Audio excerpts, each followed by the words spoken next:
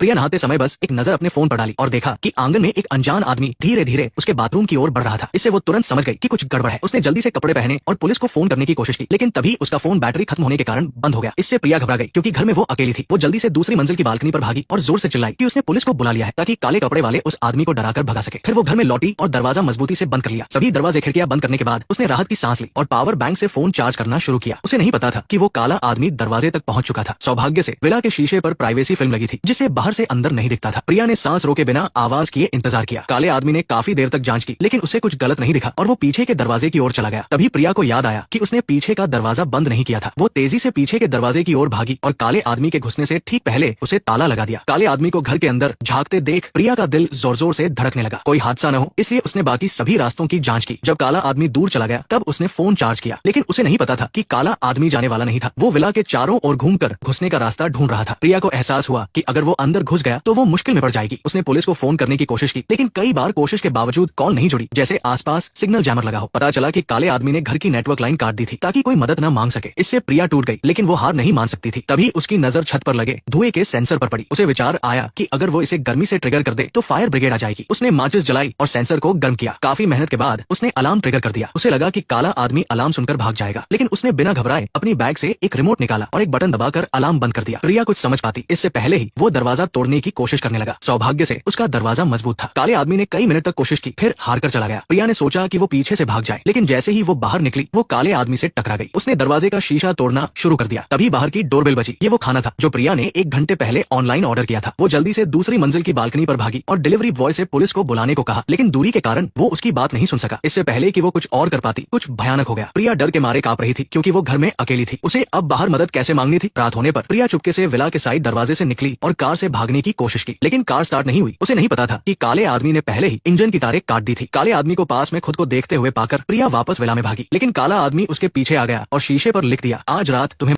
होगा। प्रिया डर से कांप रही थी। काले आदमी ने एक ब्लोटॉर्च निकाला और दरवाजे का ताला पिघलाने की कोशिश करने लगा। जिंदगी बचाने के लिए प्रिया ने एक फल काटने वाला चाकू लिया ताकि दरवाजा टूटते ही उस पर हमला कर दे, लेकिन जब ताला टूटा तो डर के मारे वो भागने लगी। उसे लगा कि घर से निकलने पर वो सुरक्षित होगी, लेकिन उसका विला पहाड़ पर था और शहर तक पहुंचने में कम से कम 1 घंटा लगता। मजबूरी में वो फिर से विला में लौटी। तभी वो अपने पुराने प्रेमी अर्जुन से टकरा गई। पहले तो वो खुश हुई, लेकिन फिर उसे शक हुआ कि अर्जुन ही काला आदमी हो सकता है। उसने बिना सोचे अर्जुन को चाकू से घायल कर दिया और भाग गई। फिर उसने मल्टीमीडिया बॉक्स ढूंढा और नेटवर्क को फिर से जोड़ा। नेटवर्क जुड़ने के बाद उसने पुलिस को फोन किया, लेकिन विला पहाड़ पर होने के कारण पुलिस को आने में कम से कम 20 मिनट लगने वाले थे। प्रिया को ये समय अकेले गुजारना था। उसने चुपके से काले आदमी के पीछे जाकर उसे एक बेडरूम में बंद कर दिया, लेकिन दरवाजा ज्यादा देर नहीं टिका और काला आदमी उसे तोड़कर बाहर आ गया। अभी प्रिया ने घर की बिजली काट दी। अंधेरे में काला आदमी भटक गया। प्रिया ने चाकू उठाया और पीछे से हमला करने की सोची, लेकिन तभी उसका फोन बजा और हमले का मौका चूक गया। उसे लगा कि अब उसकी जान जाएगी, लेकिन तभी बाहर पुलिस की सायरन की आवाज आई। काला आदमी डरकर भागने लगा, लेकिन भागते समय वो सीढ़ियों से गिरकर सिर के बल गिरा।